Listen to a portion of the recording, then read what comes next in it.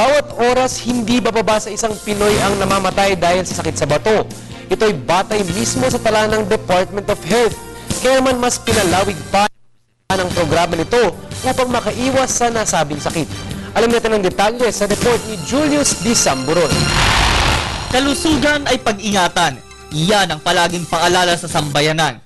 Dahil sa pabago-bagong klima at hindi na healthy living ng iilan, ay naaapektuhan na ang pangangatawan ng kung ano-anong sakit na sangkot ang ating mga vital organs. Isa na dyan ang ating mga kidney o bato. Ito ang bahalang mag-alis ng mga dumi mula sa dugo at mag-regulate ng level ng ating water fluids. Dadaan ito sa renal artery hanggang sa nephron kung saan maaalis mula sa bloodstream mga waste products ng katawan.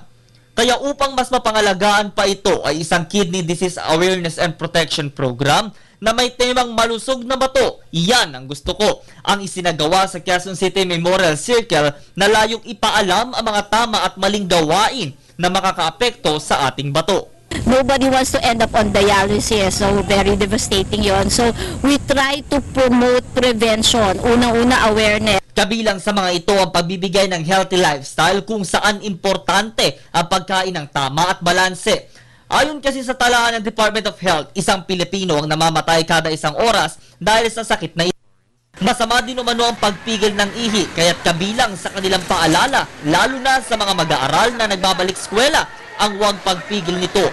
Samantala, isang misa ang ginawa na sinundan ng isang unity walk sa buong Quezon Circle. Nilawakan ito ng iba't ibang ahensya ng pamahalaan na nakiayon sa kampanyang ito. Pangunahing bisita dito ay si Health Secretary Enrique Ona at dating Pangulo ng Pilipinas, Fidel B. Ramos. The point is, ang isang tao ay kayang mabuhay ng normal and even become successful like former President Ramos with just one kidney.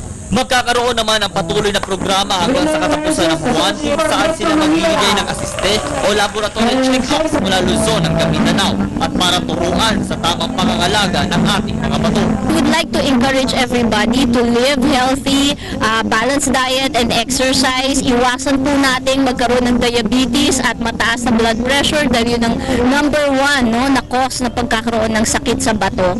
Para sa Telebisyon ng Bayan, Julius D. Samburon.